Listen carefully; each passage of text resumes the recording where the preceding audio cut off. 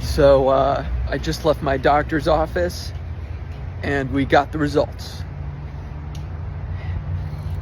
And my tumors have shrunk by 35% and the treatment's working. Things are looking really good.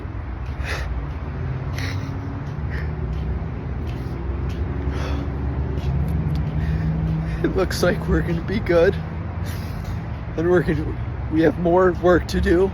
We have more of the tumors to shrink, but I'm reacting really well to the treatment. And I didn't know if I was going to go in there and he was going to tell me that it wasn't working or that I was not going to make it. I was so scared. But we got the best news. I cannot be happier. So, we're beating cancer. We're beating it. And thank you all for helping me to stay positive. And we got more work to do, so let's get it done. Let's keep beating this cancer because we're doing it. I can remember the moment I heard it. I can only equate it to like, and I've obviously never experienced a flashbang, but it was that disorientation of, what do you mean I have cancer? Like, I'm 25, I'm healthy. Like, there's no way. Yeah, from there you're immediately met with thoughts of your mortality. You're thinking about, like, is this it? Like, is this gonna be it for me?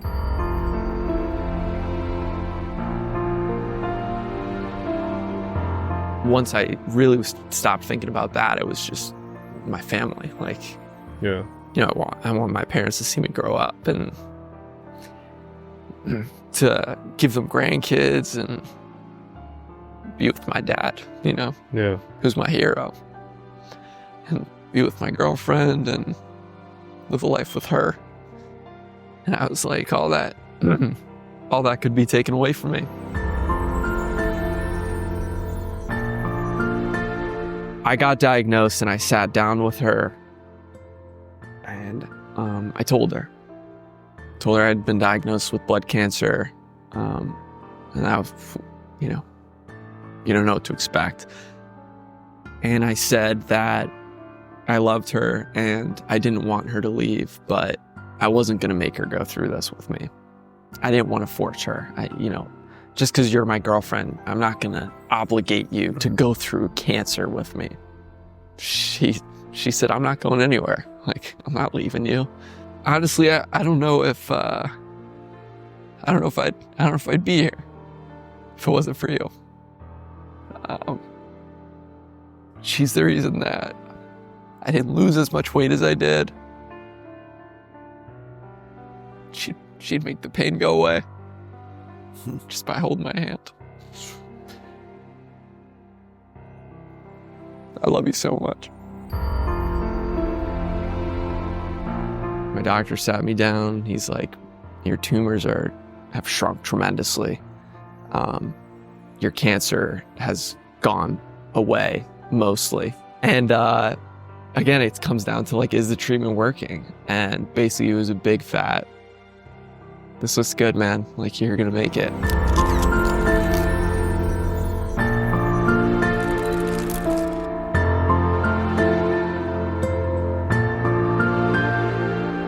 Welcome back to the Get Back Podcast. Today, we have a special guest, and we get to bring some of the most powerful stories, best get back stories, best comeback stories of the world. And today, we have a great guest that has an amazing one. What I love most about him is the ability to endure through tough times right now in his life. And the insight that we're going to get from him is just going to be amazing towards anybody that's going through a tough time. So I'm here today. My name is Greg Kelly, and we are with Zeke Pike. Yeah, man. So it's crazy, Jace, because I came across your story. I guess I just got hit by one of your reels, right? That was going viral at the time. And for me, it was I always envisioned my dad's journey through cancer. Like I just always pictured him seeing the other side. You know, like I always, and I wanted so badly to be there, like through that fight. And it's just like, he never got to finish that fight, you know, and it was cut short. And so I mean, we've been talking for months, dude. Like since we first started this thing, we've been wanting to do this when you were still like in the middle of treatment, you know, like, and there was days, dude, where I was watching you and you could barely talk, you know? And so I would shoot you messages like, keep going, bro. I'm praying for you, like thinking about you, and just to have you sitting here right now is like, to me, it's a blessing, but like, it's so cool to see you see it through, you know, and to see how that journey was for you. And so I don't want to steal your thunder. Jace Yawnick, is that what I say? Jace Yawnick. And man, came all the way from Florida. We were trying to get you when we were still in Florida, and it worked out, man. You know, the wedding this weekend and you being able to be here. So man, welcome to the Get Back podcast. Dude, I appreciate you inviting me out, and just all back and forth, you know. I'm lucky to have had so many people reaching out to me. I know not everyone gets that.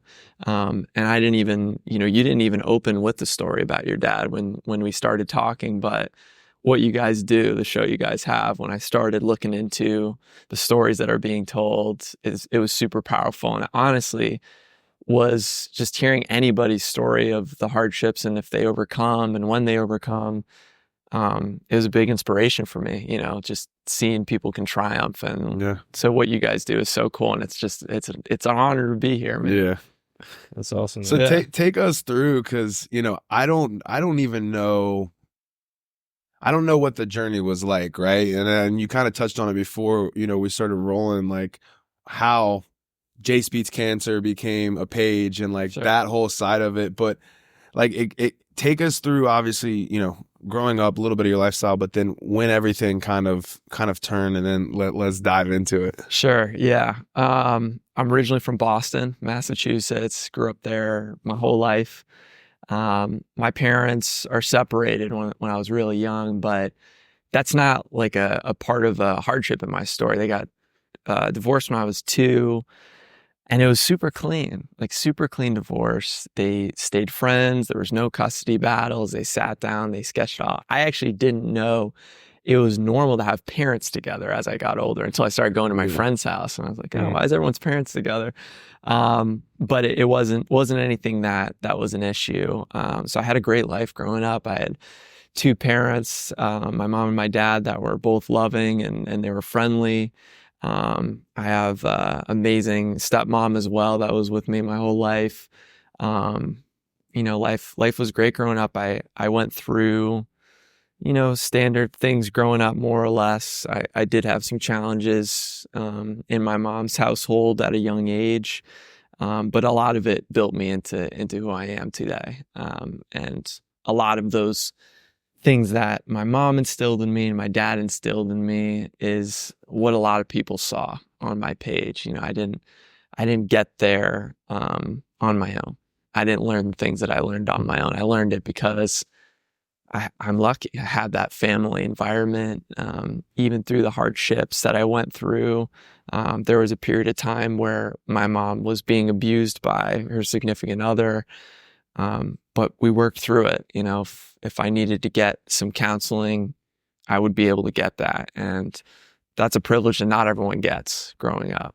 And over the years, you do your best to mend the wounds. But again, great childhood, aside from some of those hardships. And then I ended up in Florida at 18 years old to go to college. And I don't know, everybody goes through their hardships. You guys have told me some of your hardships and what you've gone through, and everybody's story is different. I respect that, but I always try to look at the positive side of things. And when I look back at the memories, the hard ones are the ones that built me, and the good ones are possessions that I get to have forever. So I went to school in Florida. I went to college at Florida Gulf Coast University. Shout out Dunk City, if you know it. Some people know it because of that crazy Cinderella Sweet 16. Do you ever see any of that? No, I know what you're talking about. No, yeah, crazy. anyways, went there and I started working my sophomore year of college. And I've always been really focused in business and entrepreneurship. It's always been super important to me. My family is comprised of entrepreneurs and really hardworking people. And I always wanted to embody that. My dad is like he's totally my hero. And he's one of the hardworking guys, most hardworking guys I know. He's an honest guy. I mean, I could go on about him, for hours. But I always wanted to be like him. I wanted to work hard and I wanted to make him proud and my family proud, these hardworking entrepreneurs, business owners. And so I started working young. I started working at an ingredients company my sophomore year. And I always tried to have balance, but I think a lot of people our age are really wrapped up in this idea of how can I make the most money? How can I want to buy like a nice car. I think social media has done kind of an injustice to our generation in the hustle culture it's created. It's kind of toxic in a lot of ways. And I felt like I was a part of that. I felt like I was part of that mentality of I have to be a millionaire or I have to get this car or do this or do that. So I was working myself to the bone. Long hours. I mean, I wouldn't stop. And I loved it. I don't want to say I didn't love it most of the time, but I was burning the candle at both ends, and I didn't fully realize that always. And so I did that for, I learned from amazing people within the company. I continued to work my way up, and the reason why all this is relevant is because in 2023, I was at the height of my game in the company. I had gotten a number of promotions. I was in a leadership role and I was servicing accounts all over the country. So I was traveling nonstop and I was visiting friends, and honestly, it was super cool. It was a great life. And I remember in 2023, I started to get tired, but not in a way that I had ever known before. And I would look at my friends who were my age and just say to myself, why do they have so much more energy than me? I don't get it. And these guys were working hard, but I checked it off and said, you're working hard, man. This is what people who work hard feel like. They feel this tired. But I mean, there were moments where I felt like I would have to like lay down on the ground. Like I didn't do it, but I couldn't go on. Like I'd have to sit down, and there were moments even where I'd like rest my head on the table if I was at lunch, if I was with my girlfriend or if I was alone. And I just knew something was wrong. And so as I continued through 2023, more things started to happen. I got this cough that would occur during weird times. Like when I would laugh, I would cough, but it wouldn't really be outside of that. And it started light and it got really bad. It started getting worse and worse. And eventually it was to the point where I was coughing so much that I would almost be throwing up. And I had to go to the doctor at that point. So I went in, told him what was going on, and he said, "You have acid reflux." I didn't know any better. I didn't know any different. So I said, okay, what do we got to do? He prescribed me some medications, and I started taking that late 2023. So I started, and they said it would probably take like a month for it to really do what it needed to do. Nothing happened. Cough kept getting worse, so I kept going back in. Hey, this is still going on. What should I do? Yeah, you probably need a higher dose. Gave me a higher dose. Started taking that. Nothing would happen. Then my back started to hurt. And it wasn't normal back pain. I think a lot of us, from looking at our phones and stuff, have a level of back pain over played sports. Mm-hmm. But it was a shooting pain that would go down my arm. Sarah, my girlfriend, could tell you I would wake up in the middle of the night, and we almost had to go to the hospital one time because I was doubled over in pain. I almost passed out from how bad it hurt. So we ended up going to emergency care the next day, just one of those quick day of places you can go. They gave me anti-inflammatories, some painkillers, and a few other medications I couldn't remember. But I'm not somebody who likes to take meds if I don't have to, but I didn't know what else to do. So I started taking these meds. Everything continued. I was going to chiropractors. I was going to physical therapy. I was doing anything because this pain wouldn't go away. My cough was getting worse, and I felt hopeless.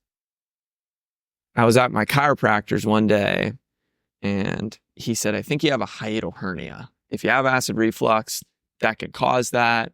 Might be reason for a few other things. And that was the only answer I'd gotten in months at this point of seeing my doctors nonstop. And so I went in and told my doctor, get me an x-ray. I have a hiatal hernia, I think. He ordered it, and they sent me the results. And they said, we see 3 mediastinal masses around your heart. You got to come in for a PET scan. Or actually, they went from an x-ray to a CAT scan. So you got to come in for a CAT scan. We got to see what these are. And that's why I knew something was wrong. So that was kind of the launch into my whole journey. Until they found it around your heart? Yeah, so they saw 2 shadows and then one which they identified as a mediastinal mass just from the x-ray. They brought me in for the CAT scan, and that confirmed that there were 3 mediastinal masses. So these symptoms just continue to progressively get worse. Yeah. So that's why they didn't automatically rule out, like, there could be masses or there could be non-Hodgkin's lymphoma or anything like that, because you'd have to get all the symptoms first. Well, they didn't know what it was. I mean, they just knew that there were masses, but I wasn't working with an oncologist at this point. All I had was my primary, and that was it. And then the people reading the x-rays and the scans. And I thankfully had a resource, a friend of the family's who was a doctor, actually an oncologist. And I told him about my symptoms and what they had found, and he had geared me up. He said, I don't want to scare you, but these all sound like blaring symptoms of cancer, of a lymphoma specifically. The parts that I left out was towards right before my diagnosis. Between 2 months, I dropped 20 pounds out of nowhere. I didn't change diet. I wasn't exercising more. And I was sweating at night. And I mean, I don't mean like it was too hot. I mean, the bed was wet. Like when I'd wake up in the morning, like I'd just taken a shower. And I guess those are the night sweats and the loss of weight are glaring symptoms of a lymphoma. So they brought me back in for the CAT scan. They were like, you have these masses.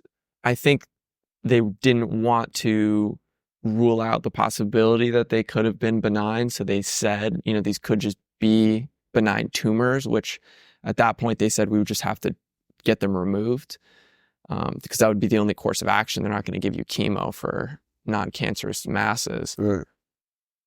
So they did the biopsy, which they had to be careful of because it was around my heart. And I remember being in that room and they made me sign a waiver saying, there's a chance we could puncture your lung. You could be in here and on a ventilator for a week at a time, and we'd have to give you blood to give me consent for that. I'm like, what choice do I have? So they went in. Yeah, the biopsy isn't an intense procedure. Will they go down through your mouth? No, they went right through into the masses. But they only need a tissue sample, so they don't need to like cut your chest open. But the risk is scary because that, even though it's a really fine, small incision, you puncture your lung or God forbid your heart, big complications. You're in a bad spot. So they did that. The procedure went fine. I actually was awake. I had to be awake for that procedure. They put you in what's called twilight, so you're kind of there. I was scared. Did you feel anything? I couldn't tell you the details of, like, that's what they said. They said, you'll be awake and you'll know you're there during it. But after, if I asked you the questions, you probably wouldn't remember. And I can't fully remember all of it. But they did the biopsy, and then it was the term that I learned right away was scan anxiety. And I just sit there. I'm like, do I have cancer? What is this? I was, I remember calling my parents, and I wanted them to tell me everything was going to be all right. Yeah. I didn't know what was going to happen. I didn't even know if I had cancer at that time, but all signs were pointing to it. And I kind of would talk to my parents in a way where everybody was trying to be really hopeful. Like, maybe you're good. Like, let's stay positive. Let's put that energy out there. But I knew deep down, I was like, this is probably cancer. Yeah. It was tough. And then I'll never forget, I was trying to preoccupy myself with work. That's what I knew. And I do love to work, even though I wasn't doing it sustainably. And I was in my office, and my oncologist actually called me on the phone. I thought I was going to wait to be in his office to hear it. And so he called me. I figured it was maybe just a brief update or to schedule. And I walked outside my office, just picked up my phone. I said, "Hey, Dr. Newman, how you doing?" And he hit me with it. He said, your masses are cancerous. We don't have the full diagnosis of if it's B cell or T cell. There's a lot of variations of cancer, which I learned quickly.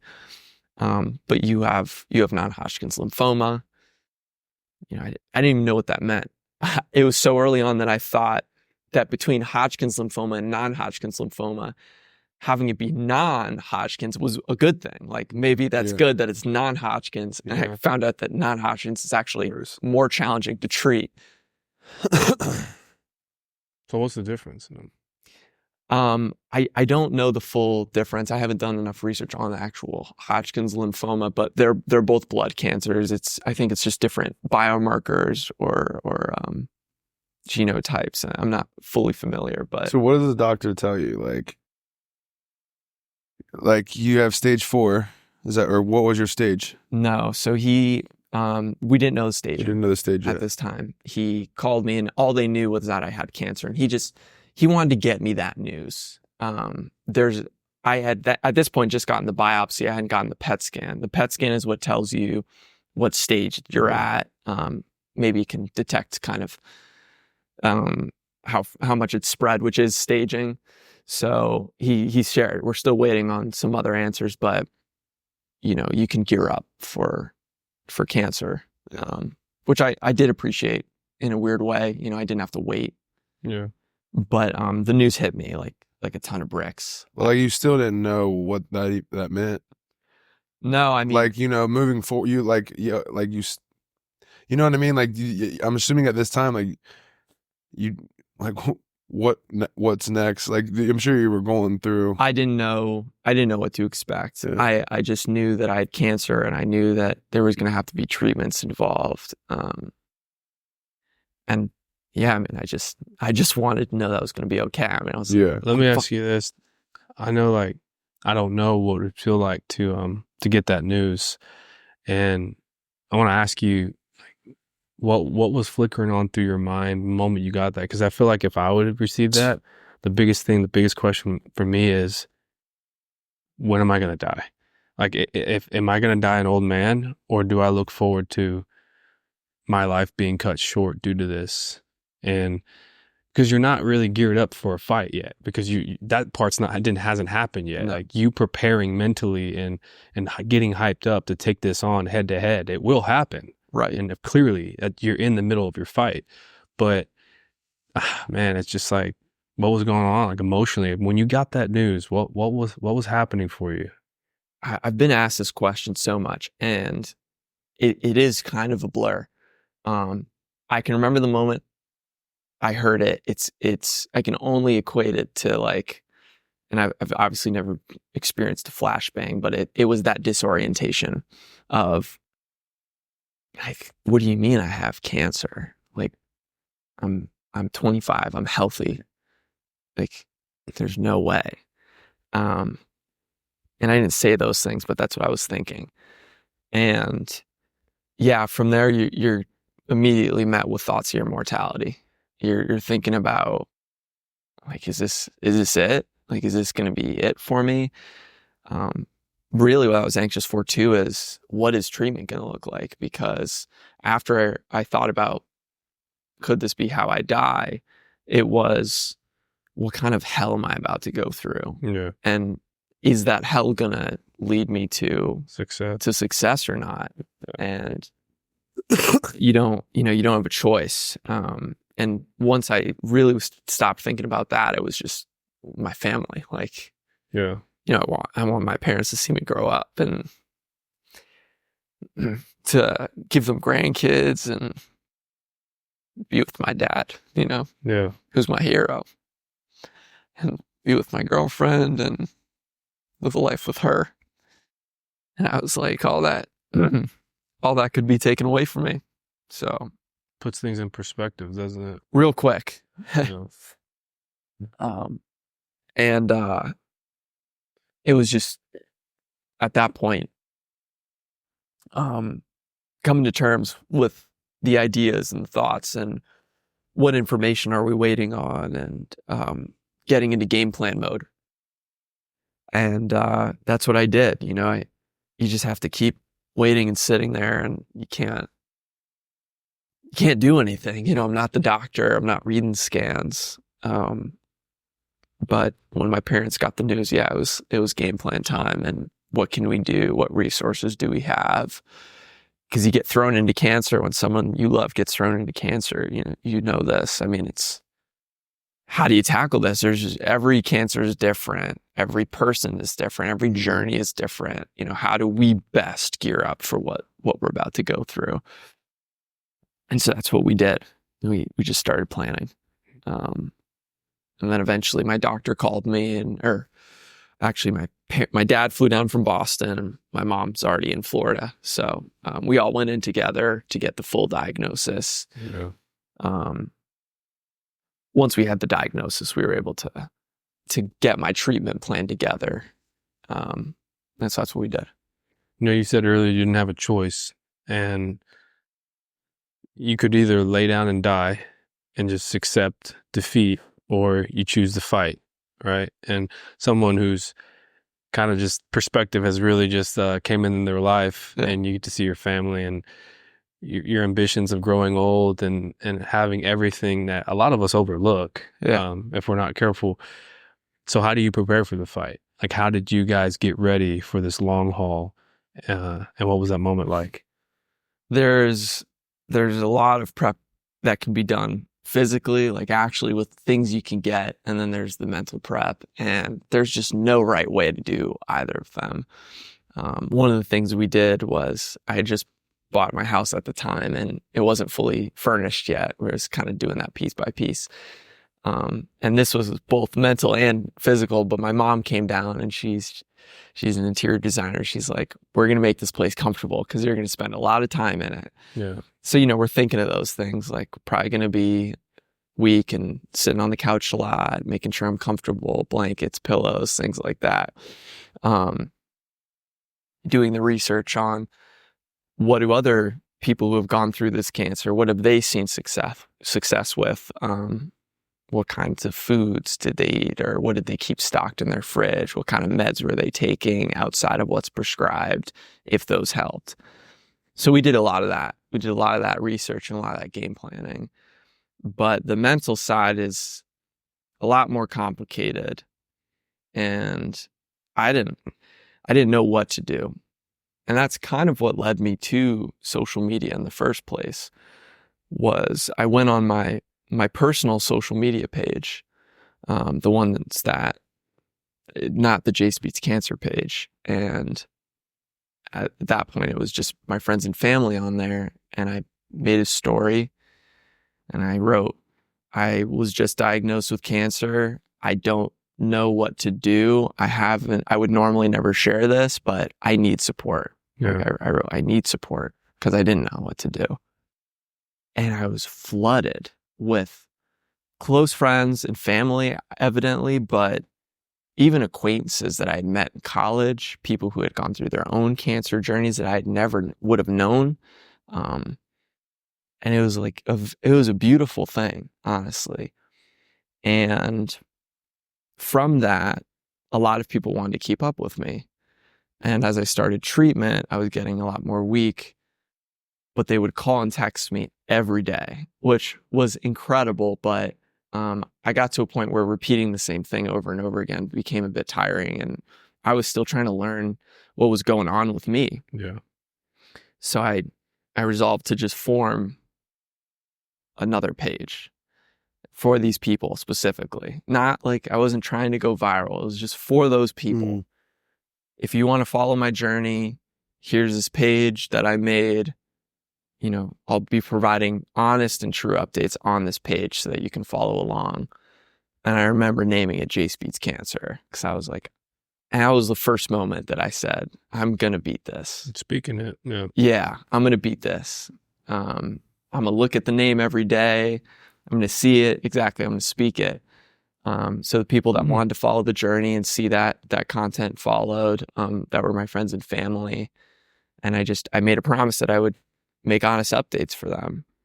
So if you look at my first videos, you know, hey, this is what's going on, you know, how does this feel? And I had no idea it would explode into what it is now. That just happened on its own. I think your story gives a lot of people hope, and you know, it's inspirational, man, to see somebody just go through the fire, stay in the fire, to choose to stay in the fire, hoping that he's going to get out of it. Yeah. You know, I think it's really inspirational, and it gives a lot of people hope. It puts a lot of people into perspective too. Yeah. I mean, did the doctors ever, like, I'm assuming at some point you had to know the stage of this, Right. and then like, because that's one thing. If you get diagnosed, like, and I still don't know. And honestly, having this conversation, I'm gonna call my mom because I want to know more now. Sure. And I don't think I asked enough questions because everything transpired so quickly after the fact. But like, I know for my dad it was stage 4, but like I wonder what the doctor said to him. You know, and I don't know if my mom just hasn't told me that, or I really don't know. Yeah. But like, doctors, I mean, they can give you a pretty good idea of like, this is what you're up against. Yeah. I mean, they definitely can. A lot of it comes down to how the treatment's working. Yeah. After I got my PET scan, they were able to stage me, and I've learned a lot about staging. I didn't know before, but you know, stage 1, stage 2, stage 4, whatever, and you think it's kind of like cut and clear what that means. For non-Hodgkin's lymphoma, the way it presents for staging is, if it presents with masses, it's how far it's spread past your diaphragm. And so if you're thinking about the medical society that determines staging, they actually changed that meaning around. That's what I learned. So it wasn't always how far it was past your diaphragm, that's something else. So I was on the edge of stage 2 and stage 3 from my doctor, but they were able to stage me at stage 2 because the masses hadn't cleared my diaphragm. And to me, I was like, okay, that's manageable. But there are so many more factors. Yeah. You could be at stage 2 or stage 1 even, but have a T-cell lymphoma. T-cell lymphomas are exponentially harder to treat. And at that point, you know, staging can fluctuate. I mean, it can go up and down. Were you researching like anybody else's success rates, like success stories with what you have specifically? Yes, I was. Once I had my full diagnosis, I looked it up, and it was really good to search that because I learned it was a treatable and beatable cancer. Good. So there were times where I would learn things that would give me a lot of hope. But there would be other times where I'd learn things that would make me wonder, like, is this the thing that makes this worse? Because I mean, even like, it's still all about the treatments working. Because like, if they don't and nothing shrinks, then it's like, yeah, you know, I'm assuming. Yeah, it's also about how if it spreads. I mean, that's one of the biggest parts of it. And that's what the treatments they're aimed to do is, can we control this? And I remember them telling me that, although it was stage 2, my particular cancer had a biomarker that meant it was extremely aggressive, which is why my tumors were so big. My doctor told me I had a volleyball in my chest. Wow. And that's why I had back pain, because it was pushing my spine, and it was pushing my esophagus and my lungs, which is why I was coughing. So these 2 ailments that I thought were 2 separate things, I thought it was just back pain from I didn't know what, and then a cough from acid reflux. Did you notice your diaphragm getting bigger at all? No. I mean, it was in my body. Right. When you think about like your organs in here, like even the slightest push on them will do a big difference. Yeah. But no, I didn't. I mean, I felt something was wrong, but I didn't feel it. Yeah. And they said it was a super aggressive form, which also meant there was a percent chance risk. It was about 20% chance that it would spread to my nervous system, which would be really bad news. Yeah. And that's why, and this is how they build your treatment, but that's why they opted to do lumbar punctures. So while I was in the hospital getting chemo, that's why they had to bring me in, and they would, have to observe my nervous system, which you test through spinal fluid. So they'd put me on this table, and I'd have to stay awake, even though I asked, like, do you put me out for this? No. So they numb the area, and they stick a needle in your spine, and then the table moves, so it would tilt this way, and that would leak your spinal fluid out, and they would collect that, and they would then test that to see if there would be cancer. Mm. Then they level me out again and tilt me the other way, and then they would take my chemo and put it into that same needle tube into my spine to hopefully prevent the spread, so that if the cancer got in there was active agents wiping out cells. Yeah. And there's risks associated with that, but that particular practice is actually not super studied. It is, it's been done for a while, but in terms of how many or how often, that's kind of up to the decision of the doctor and the patient. I remember they came to me and said, we don't have to keep doing these. Technically, you've hit what they would call a mark, but it's your call. And at that point, I had gotten 8, I think, or no, maybe it was 5. But I said, if I've had enough, then I'd like to be done with these. Yeah. But it's an ebb and flow, the process. Things change all the time. What they want to do can change. That's something my doctor said. He said, I have the right to change my decision or opinion at any time.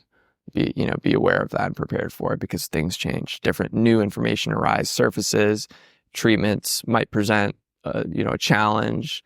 So yeah, we just went with the flow. It just seemed like, at least from watching from the outside, I mean, you were in the hospital a lot. Yeah. Like, you spent a lot of time there where, I mean, my dad would go get treatments. He'd be there all day and he'd come home. So like, what was it that was, like, you were there a lot. I mean, you would spend a lot of time there, and then what was that schedule like? What was that time like? Yeah. There's a few different, I learned quickly like, the world of cancer is there's so much information. Yeah. There's a number of chemo treatments that can treat a lymphoma or non-Hodgkin's lymphoma. One of them is R-CHOP. A lot of people get that. But there's one called EPOCH-R. And EPOCH-R is a extremely intense chemotherapy compared to the other ones. Most people who have had a relative go through cancer, from what I've talked to, you go into your oncologist's office or the hospital if you need to, and you'll get your chemo put in for 3 to 8 hours. Mm-hmm. You're in and out same day. The effects are still brutal. You go home still and you feel like garbage. They came to me and said, because I was younger and healthier, they were able to hit me harder and give me this EPOCH-R. And Epoch R is intense because with some chemo treatments, with the whatever the abbreviation for it is, each letter is a different compound of your chemo. Sometimes you go in and you can get more than one, but sometimes you go in and you get one at a time. So maybe one day you go in and you get just one letter of it. The next time you get the next. Maybe you do get them all. It just depends on what your journey is. They said for me that they wanted to hit me hard and really kick this cancer, especially because it was so aggressive. So what Epoch R was every compound all at once for 5 days straight. So, and that was every 2 weeks. So I would go in on Monday. I'd bring a suitcase, whatever I needed for the week. And we'd check in, and I'd go upstairs and they would start giving me pre-meds, and they'd hook me up they'd put it in my PICC line, and I would go for over 96 hours of chemotherapy nonstop. And that means during those lumbar punctures, while I was sleeping, they didn't stop giving me chemo. And so, yeah, I would be there for a week at a time. I'd get out hopefully on Friday. Sometimes procedures I had would have complications, so I'd have to stay an extra night, which always was disappointing. Mm-hmm. And then I'd go home and I'd get about 14 days off, and then I'd have to go in and do it again. And I did that for about 5-6 months. Mm. And we had as much fun as we could, you know. Were you like, so obviously you're a workaholic, right? And I mean, you throw this in the mix, like what was that like for you? Full stop. Yeah. Fortunately, because I had been working so hard for so many years, I did have a team that could support me. So the name of the game became, how do we adjust to this? Fortunately, they were very understanding and were willing to just support me and be there for me. But so I delegated a lot of my workout, and I'm super fortunate to have had a team that could support me on that. And so they carried the boat while I couldn't. But I could tell you that I had I took some internal meetings still just to check in on everyone. And you can ask a few people on my sales team who actually took the calls with me.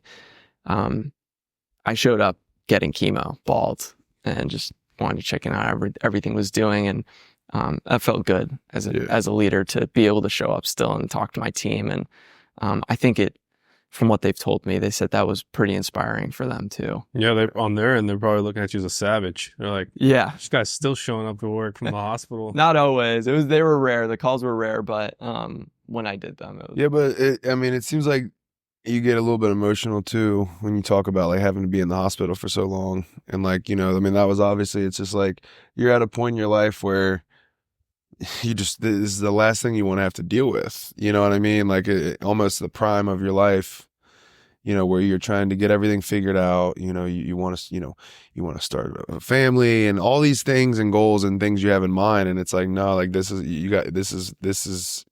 don't have time for any of that. Like this is your life. It's on the line. But like, I guess take us through like some of the real toughest moments where I'm sure you had some of those times where you wanted to quit, dude. You wanted to give up. You definitely didn't want to get on freaking Instagram and check in with everybody. I mean, you know what I mean? There had to be some things that you really went through that were make or break moments for you through this process, you know, that were not easy. Yeah. Plenty of moments. I never got sick of actually showing up every day on Instagram.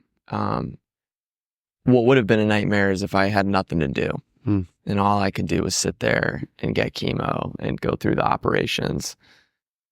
But it gave me something to stay active with. Yeah. And then the other part of it is once people really started to follow me, the support I got was part of the reason I feel like I'm still here.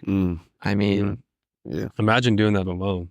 Like imagine doing that with nobody saying, just keep going, just keep going. I had a night during my second cycle where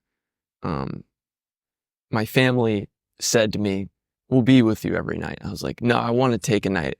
I want to take some of this on alone. Like, you guys are here for me all day, every day. Go home, sleep in your beds. That was one of my hardest nights. Yeah. Everybody left and I was there alone in the dark in the hospital, and you know, you hear your machine beeping because there's air bubbles or something in your line, and you're just getting chemo and you just feel like garbage, and you're alone.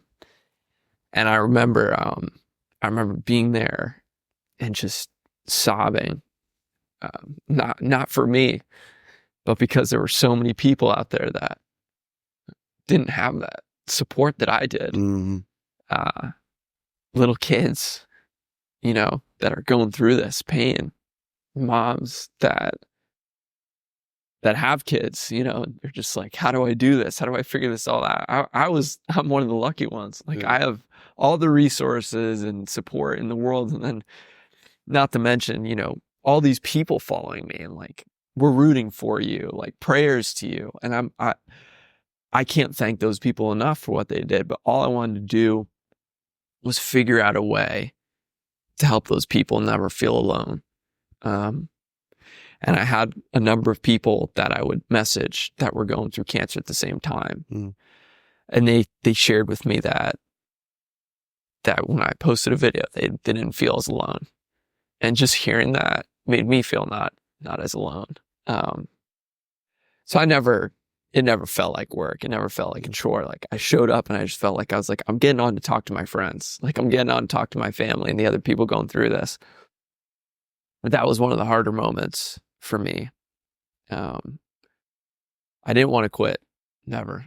I had moments where I was sick of it.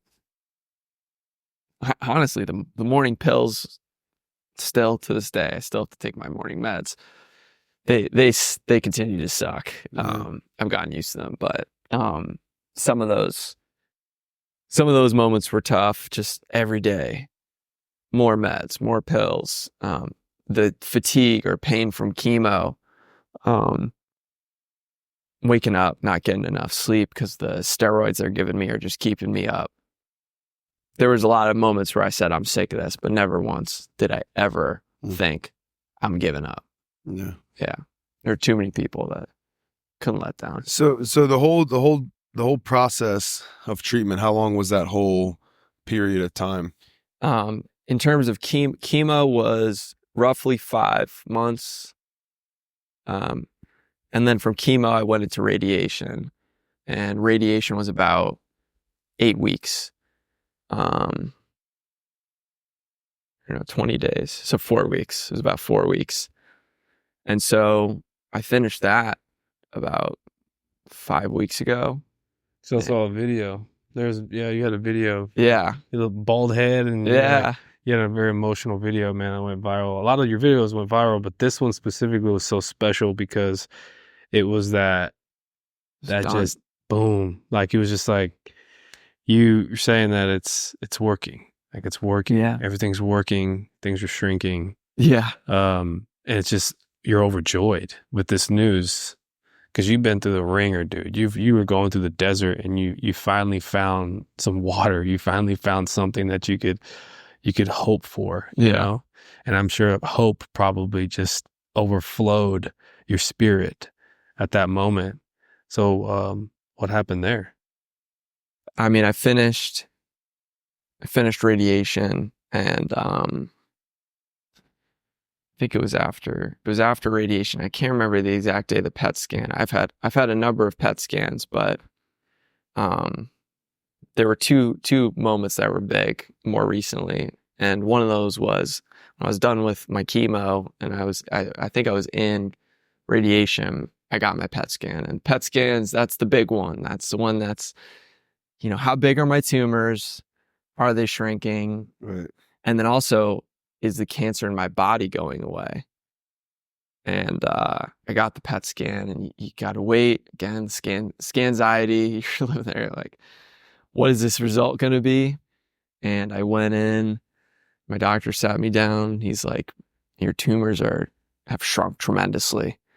Your cancer has gone away mostly. Like, I think I remember him saying like an 80% reduction. I don't even have cancer, and I'm like super hopeful. Yeah. And again, it comes down to like, is the treatment working? And basically, it was a big fat, this looks good, man. Like, you're gonna make it. And in that moment, yeah, I was like, you're telling me like I'm gonna make it? Like I'm gonna beat this? And he's like, looks like it. They're always very cautious, you know, and Right. even though things are looking really good right now, you know. But this is the news you need, though. Yeah, Because you can see the light at the end of the tunnel. You just got to keep going now. got to keep pushing, you know, keep doing what you got to do, take the meds, do what you got to do. So where are you at now? So right now, I have what is called an unconfirmed complete response, which means basically they're almost certain that it's gone, but we got to just wait a little bit for the radiation to do its thing. That was the news I got about 3 weeks ago. And I have one more PET scan, and that's on the 16th of October. And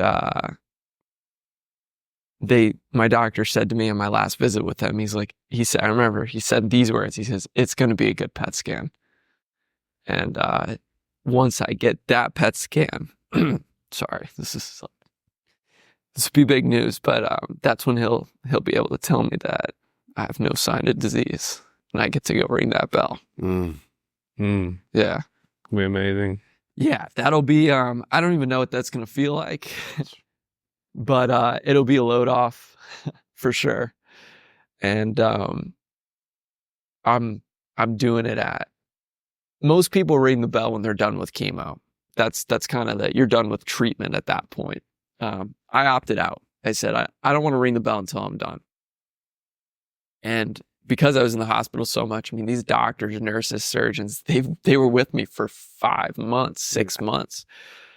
I told them I'm not ringing the bell anywhere else. And there's a bell on that oncology floor. Every morning when I do my walks with Sarah or with my family, I'd walk by that bell, and I'm like, I'm gonna ring that bell one day. So when I go, I'll be stoked. Yeah. You're gonna break the internet, man. Yeah, well, there have been people who've been following since day one that I know, you're gonna. It's gonna be like winning the Super Bowl for you. It'll be You better have a big party.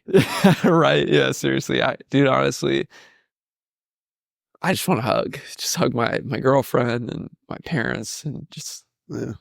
Let's Just talk live my about your life. girlfriend though, because I Yeah. think, you know, obviously we talked about it before we started shooting, but I think that's, you know, that's what she's done, and what she's done for you and standing by you is the ultimate sign of a woman.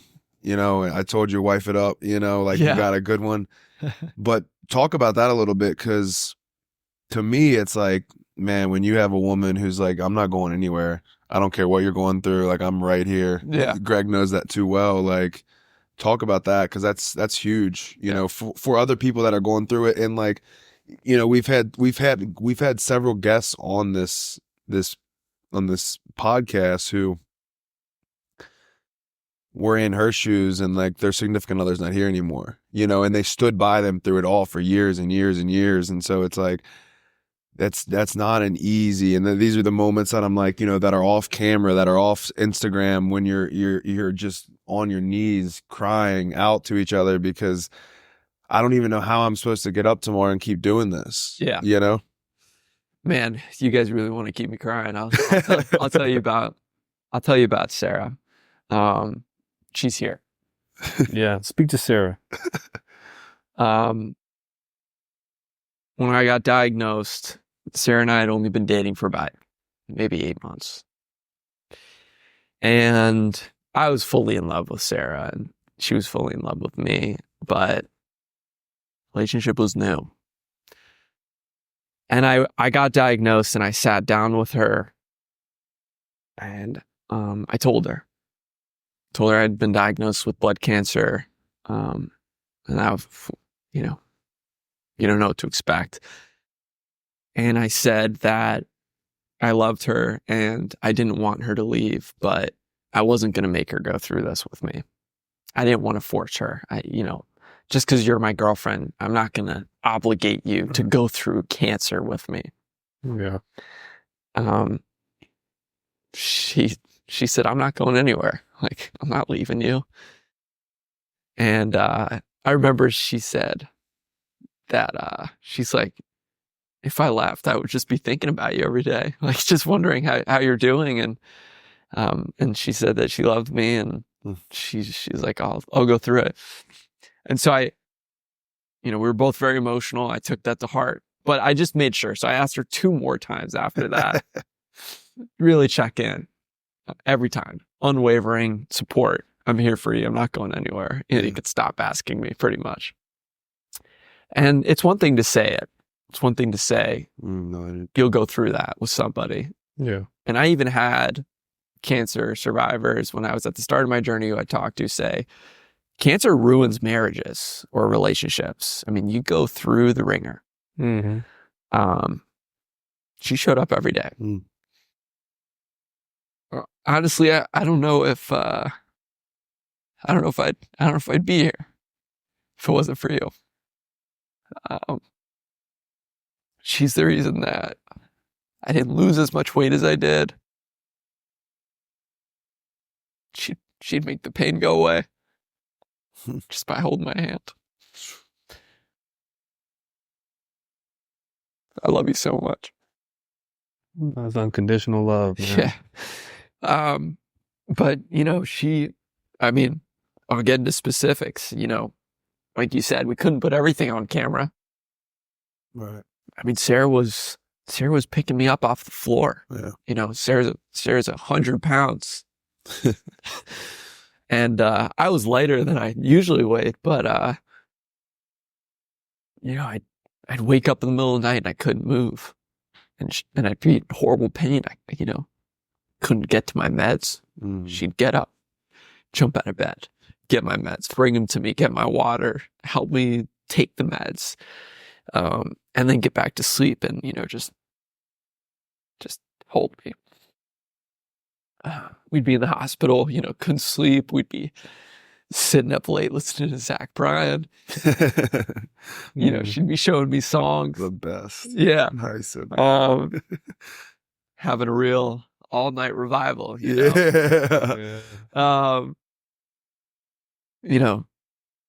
I could tell you a million stories, but she was the one who was there for me. And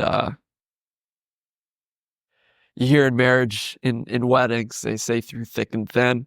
Sickness and health. In sickness and health. It's going to mean something to y'all. She showed it. Yeah. She said, I'm there in sickness and in health. Amazing. And yeah, we'll have a beautiful life. So what's obviously you're coming to the end of this road, and speaking the good news into existence that's coming with the next PET scan. What's next? Because at that point, Jace beat cancer. Yeah. And now you have this platform. Yeah. And it's like, what's next? And I'm curious, like, what is next? I'm assuming, you've built this audience, and now you have, this family of followers. Yeah. That you have. You're screwed. Like, you're stuck with them forever, and so in a very good way. But I'm assuming your wheels are turning in terms of like what's next content wise, and what am I going to provide for these people? Because I hope that changes after that PET scan. You don't have to continue to definitely to make that type of content. Yep. I mean, really.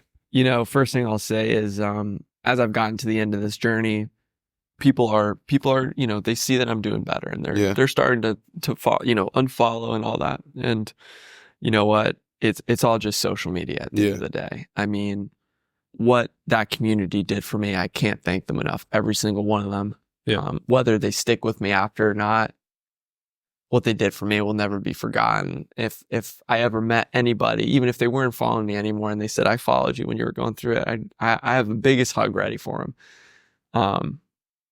But that was a big question to myself. What do I do with a following of that size?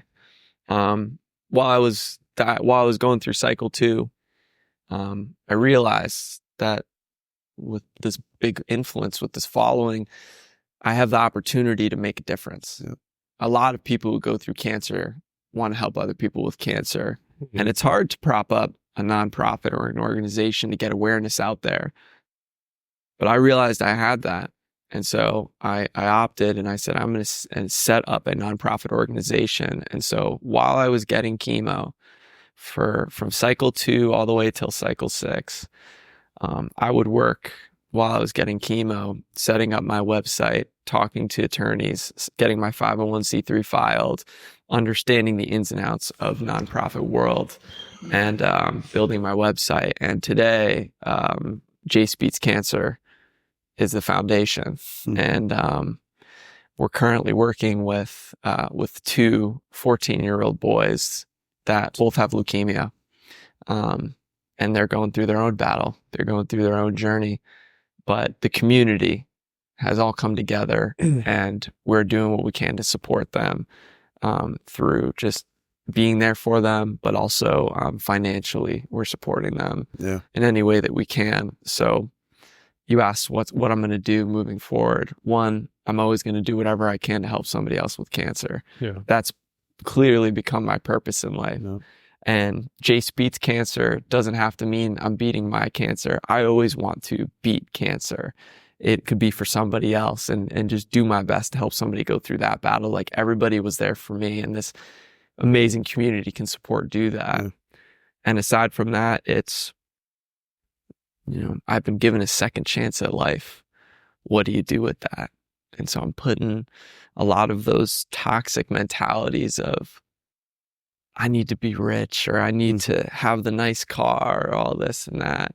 I'm putting that aside, and I really want to promote this idea of be true, live your life, do what you need to do, because I'm 26 years old and I almost didn't have any more years after that. So spend your time doing what you love, being with the people that you love, helping other people. And I'm going to do everything I can to showcase that through my actions. That's amazing. Where can they donate? Where can people contribute to that platform? Sure. You can go to www.jacebeatscancer.org. It's a whole website, the story and what our mission is. Yeah. And other than that, I'll be showing a lot of it on social media too. So you can always check me out there, and I'll keep making videos and figure it out as I go. But every day is a new day, and comes with new challenges. Some days are good, some days might have whatever in it, but every day I'm just thankful to be here. Before we wrap up, man, I want to just say something real quick. Sure. You've turned your mess into your mission. I feel like that's, the Vindication Foundation is a foundation I created from my mess. All right. Something involuntarily came into my life. I didn't ask for, I didn't deserve. You didn't ask for cancer. You didn't deserve it. Nobody deserves it. Right. Nobody asks for it. But the mess is still there. And the monsters, right? The trauma, right?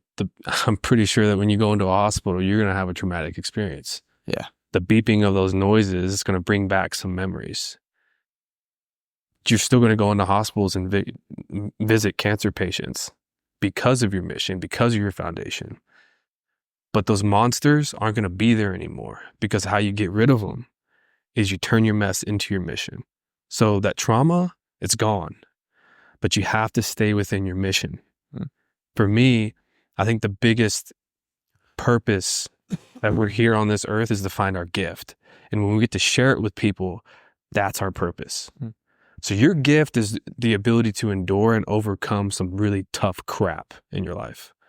And now you're sharing it with the world. That's your mission. So you're doing it exactly how you're supposed to be. You could use those followers and go try to get materialistic gain, but you instead traded it in for a mission. That's why you don't think about the cars, and you don't think about the houses. You don't think about the wallet. It's because you're so caught up in your mission I found that for myself when I started my foundation. Materialism has nothing to do with the mission that God has given you in this world. You've seen the other side for a reason. Yeah. And how dare you stand on the sideline and watch somebody else go through it? So go beat it. Cancer for other people too. I brother. love that. Turn your message to your mission. I love it man. a lot. Thank you for that. I appreciate it. Yeah. Thank you for being here, man. Dude, An honor. thanks for having me. Yeah, no, it's a great episode. I'm glad it got to finally come full circle. I know, right? Yeah. I mean, dude, I'm so thrilled for you, and you know, to see you, you know, go through what you've had to go through, and to just carry, you know, the mindset that you've had, and to have the get back in you, to be knocked down but get back up, to me is just is incredible. And so we always end our episodes. This is your audience right here in this camera, and your one message, your one, you know, mission statement, whatever you want to call it, to the world, or to that person who's, you know, just got the news that you know they have cancer, or, you know, somebody who's in the middle of that, or maybe somebody who just lost that battle and now they're grieving. You know, you're seeing it from all sides. So like, what's your message to the world, for somebody who's maybe really touched by what you've gone through? What I would say is I wouldn't be here without all the support that other people in this world have given me. All the nurses, all the doctors, all the surgeons, the people who made my medication, the people who've watched my videos every day, commenting, chatting me, all of these things. It's all because of the other people in my life. It's all because of you. The most important thing you can do in this world is help other people. People helping people should be everybody's mantra every day. And if we all help other people a little bit, people with cancer, people who are going through a hard time, even somebody who's just having a bad day, you can be somebody else's superhero and make the world a better place.